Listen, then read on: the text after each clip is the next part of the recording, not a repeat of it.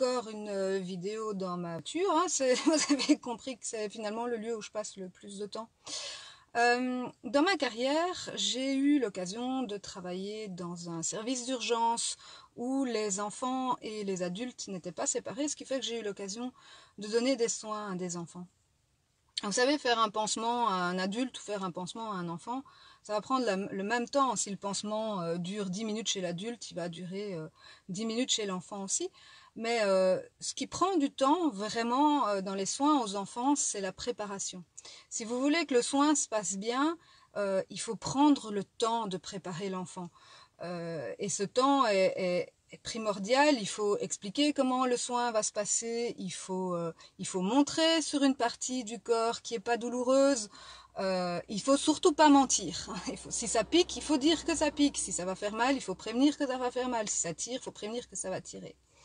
Et là, j'ai vraiment l'impression que les enfants, c'est nous, littéralement.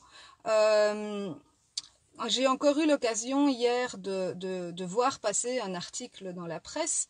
C'est un article qui, en d'autres temps, en d'autres circonstances, j'espère, aurait fait bondir la plupart d'entre nous de leur siège en se disant « mais c'est quoi cette histoire? Il faut absolument qu'on ait des éclaircissements ». Et avant de faire ce live et d'en parler, je me suis dit bah tiens, je vais un petit peu attendre et voir ce qui se passe sur les réseaux sociaux, voir si les gens réagissent. Et à mon grand désespoir, pas du tout. Alors cet article, c'était un article qui nous parlait des essais cliniques prometteurs du futur vaccin Covid-19. Il était construit assez classiquement, où d'abord on nous expliquait, je ne l'ai pas lu, hein, j'ai vraiment lu que les titres, où on nous expliquait les difficultés rencontrées par la recherche. Et puis après, on nous expliquait les essais cliniques et waouh, génial, les super résultats des essais cliniques. Et puis il y avait un tout petit encart, vous savez, la préparation des enfants à des choses inacceptables. Il y avait un tout petit encart de 5 lignes, vraiment pas très grand, qui nous expliquait comment ça allait se passer. Voilà, c'est vraiment ça, c'est comme des gosses.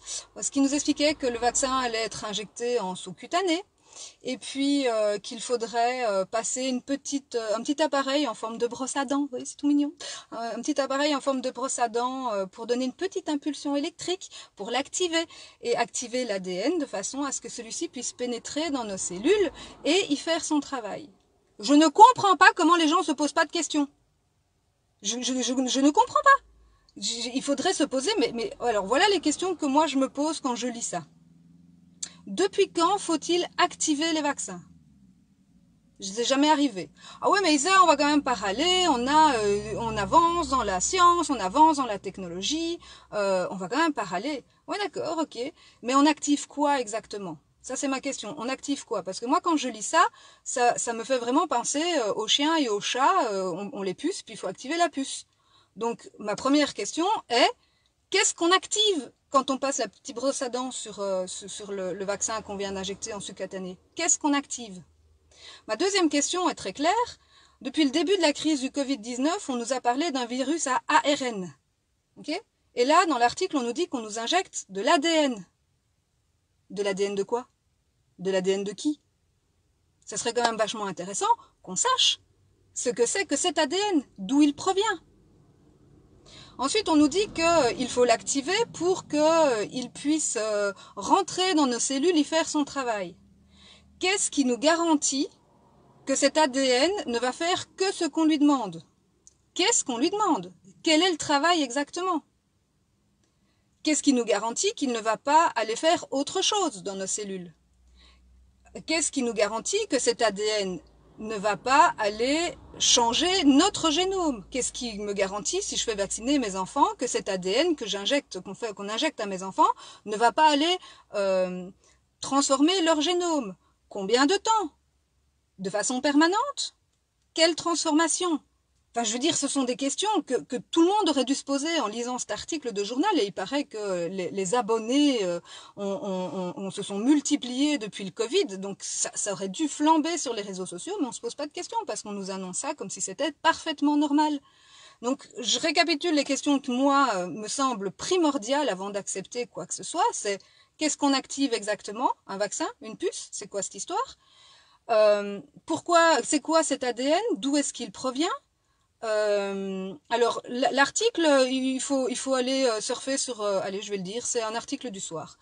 Qu'est-ce que c'est que cet ADN? D'où provient-il? Alors que le virus est un virus à ARN. Quel est le travail qu'on lui demande de faire? Qu'est-ce qui nous garantit qu'il ne va pas aller faire autre chose dans nos cellules? Combien de temps? Est-ce que ce sera de façon permanente? Et puis, je peux vous assurer que les réponses, ils les ont pas. Tout simplement parce que s'il y a des modifications dans notre ADN, ben ça va se voir sur le très très long terme, clairement pas sur les 24, 48 ou 72 premières heures, même pas sur la semaine ou le mois. Et je voudrais aussi signaler que, encore toute l'espèce d'effervescence qu'il y a eu autour de l'hydroxychloroquine. Alors en Belgique, la situation était un peu différente parce que c'est un médicament qui n'a jamais été en vente libre, c'est un médicament qui a toujours été prescrit, donc le scandale n'est pas exactement le même, mais en France, il a été délivré pendant toutes ces années en vente libre, et puis subitement, il a dû être prescrit, et puis il a été même interdit de prescription, sous prétexte qu'il fallait faire des essais randomisés en double aveugle. Eh bien, je pense qu'avec une nouvelle technologie de vaccin qui introduit de l'ADN d'origine XYZ dans le corps humain, on devrait clairement exiger les mêmes types d'exigences sanitaires et de contrôles, c'est-à-dire des contrôles en double aveugle contre placebo, ce que nous n'obtiendrons visiblement pas puisqu'ils sont prêts à essayer de nous les refourguer pour la deuxième vague du mois d'octobre. Voilà, c'était les réflexions que moi je me pose par rapport à cet article que j'ai lu. C'est vraiment très inquiétant, d'autant plus que, je vous le dis, sur le long terme, on n'a pas la moindre idée de ce que cet ADN va aller faire dans nos cellules. Voilà, je vous laisse à vos réflexions et je vous souhaite une excellente journée. À bientôt!